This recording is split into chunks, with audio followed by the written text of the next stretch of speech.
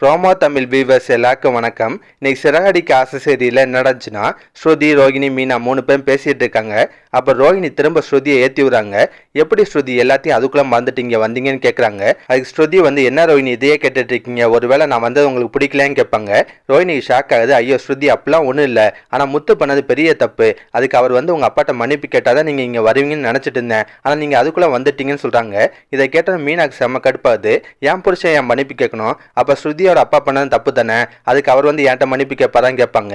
ரோகிணி திரும்ப ஏற்றி விடுறாங்க. பாத்தீங்களா ஸ்ருதி, மீனா பேசுறத உங்க அப்பா அவங்கள்ட்ட மன்னிப்பு கேட்கணுமான்னு சொல்லி ஏற்றி விடுறாங்க. ஆனா ஸ்ருதி ரோஹிணிக்கு மூக்க தான் உடச்சு விடுறாங்க. அவங்க சொல்ற நியாயம் தானே, தப்பு 2 பேர் மேல தானே இருக்குன்னு சொல்றாங்க. ரோஹிணி அடுத்தடுத்து ஏதாவது சொல்லி ஏற்றி விட பார்த்துட்டே இருக்காங்க. ஆனா கடைசியில பல்பு தான் வாங்குறாங்க. அதுக்கப்புறம் நடக்குன்னா அண்ணன் தம்பி 3 பேரும் ஜாலியா பேசிட்டு இருப்பாங்க. அப்ப ரோஹிணி ஸ்ருதியும் அவங்கவுங்க புருஷனுக்கு கால் பண்றாங்க. கால் பண்ணி டைம் என்ன ஆகுது, எவ்வளவு நேரம் வெட்டித்தனமா பேசிட்டு இருப்பீங்க, சீக்கிரம் கீழே வாங்கன்னு கூப்பிடுவாங்க. அதை கேட்டா ரவி, மனோஜ் 2 பேரும் பயந்து ஓடுறாங்க. இப்ப முத்து என்ன பண்றாருன்னா, மீனா கால் பண்ணி விஷயத்த சொல்றாரு. அவங்க பொண்டாட்டிகள்லாம் புருஷன் மேல எவ்வளவு அக்கறையா இருக்காங்க தெரியுமா, அவங்க போன் பண்ணி கூப்பிட்டோன்னு இவங்களும் பயந்து ஓடுறாங்க. ஆனா நீ என்னை கண்டுக்கவே மாட்ற, நீ இப்ப என்ன பண்ணியோ ஏது பண்ணியோ தெரியாது, நீ எனக்கு அதே மாதிரி கால் பண்ணி மிரட்டி கூப்பிடுன்னு சொல்றாரு. மீனாவும் சிரிச்சுட்டே முத்து சொன்ன விஷயத்த செய்யறாங்க. அந்த சீன் பார்க்க நல்லா ஃபன்னாவே இருந்துச்சுங்க. அதுக்கப்புறம் நடக்குன்னா, சுதா ஸ்ருதியை பார்க்கறதுக்காக விஜயா வீட்டுக்கு வராங்க. அப்ப மீனாவும் வீட்டுல இல்ல, ஸ்ருதியும் வீட்டுல இல்ல. விஜயா சுதாட்ட நல்லபடியா தான் பேசிட்டு இருப்பாங்க. அப்ப என்ன நடக்குதுன்னா, ஒருத்தங்க பூ வாங்குறதுக்காக விஜயா வீட்டுக்கு வராங்க. விஜயாவை பார்த்து பூக்காரம்மா எனக்கு ஒரு 100 ரூபாய்க்கு பூ வேணும்னு கேட்குறாங்க. அதை கேட்ட விஜயாவுக்கு செம்ம கடுப்பாகுது.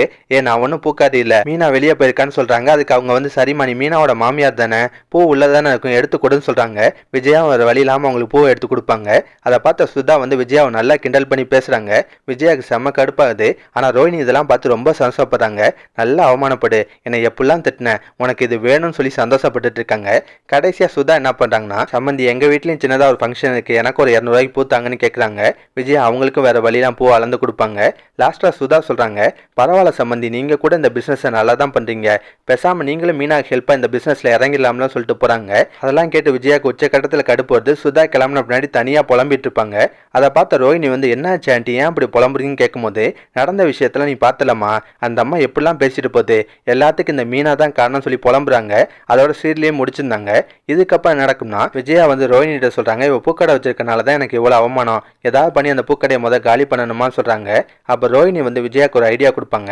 ஆன்ட்டி, அதுக்கு என்கிட்ட ஒரு ஐடியா இருக்கு, முத்து அன்னைக்கு திடீர்னு வண்டியை கொண்டு வந்தாரு, மீனா கடை வச்சு கொடுத்துட்டாரு. ஆனா இந்த மாதிரி கடை வைக்கிறதுக்குலாம் கார்பரேஷன்ல பர்மிஷன் வாங்கணும். கண்டிப்பா முத்து எந்த பர்மிஷன் வாங்கியிருக்க மாட்டாரு. நம்ம கார்பரேஷன் கால் பண்ணி ஒரு கம்ப்ளைண்ட் பண்ணா போதும், அவங்களே இந்த கடையை காலி பண்ணிட்டு போயிருவாங்கன்னு சொல்றாங்க. அதை கேட்ட விஜயா ரொம்ப சந்தோஷப்படுறாங்க. சூப்பர் ஐடியாமா ரோஹிணி, அந்த விஷயத்த பண்ணுமா, நாளை காலையில இந்த கடை இருக்கக்கூடாதுன்னு சொல்றாங்க. அதுக்கப்புறம் ரோஹிணி கார்பரேஷன் கால் பண்ணி தப்பா மீனா கடையை பத்தி கம்ப்ளைண்ட் பண்ண போறாங்க. கார்பரேஷன் ஆளுகளும் மீனாவோட கடையை அப்புறப்படுத்திட்டு போறாங்க. இந்த சீன்ஸ் அடுத்தடுத்த எபிசோட்ல வரும். இதுல இன்னொரு விஷயம் என்னன்னா, ரோஹிணியோட வில்லத்தனம் வர வர அதிகமாயிட்டே இருக்கு. முன்னாடி அவங்க தப்பிக்கிறதுக்காகவும் வாழ்க்கைக்காகவும் தான் தப்பு பண்ணாங்க. இப்ப அடுத்தவங்க வாழ்க்கையை கெடுக்கிறதுக்காக நிறைய வில்லத்தனம் பண்றாங்க. கிட்டத்தட்ட ரோஹிணி ஒரு முழு வெளியாவே மாறிட்டு இருக்காங்க. இதெல்லாம் பத்தி உங்க கருத்தை மறக்காம கமெண்ட்ல சொல்லுங்க. இந்த வீடியோ பிடிச்சுன்னா லைக் தட்டுங்க. நம்ம சேனல் ப்ரோமோ தமிழ் ரிவ்யூ இதுவரை சப்ஸ்கிரைப் பண்ணலாம். ப்ளீஸ் சப்ஸ்கிரைப் பண்ணிக்கோங்க. நான் உடனே கொனசியல் அப்டேட் கொடுத்துட்டே இருக்கேன். Bye guys.